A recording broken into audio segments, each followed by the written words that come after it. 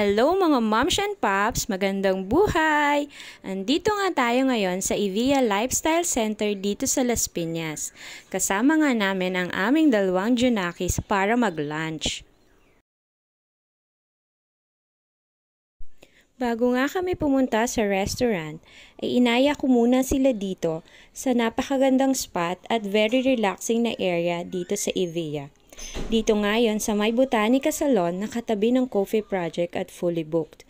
Perfect na lugar nga ito para sa mga plantito at plantita, mga mahilig magbasa at mga bagets na gusto lamang ay mag-relax-relax. Dito nga kami kakain sa Texas Roadhouse. Sinerve na nga agad ang mainit-init pa at napakasarap na complimentary bread at ang peanuts. Dahil masarap nga ang bread ay pangalawang refill na namin ito. Nag-order din kami ng strawberry mango for Elena, ripe mango and iced tea. We also order boneless chicken bites. Ayan mga moms and pops, nag-order din nga kami nitong oven roasted chicken, ang favorite ko na grilled salmon with veggies at itong bone-in chipotle pork chop. Nag-take out nga din kami nitong St. Louis ribs platter. Ganito yung itsura niya mga moms. Sabi ng asawa ko ay masarap ang sausawan ng pork chop, so it's 10/10. Yung chicken bite, super crunchy, it's 10/10.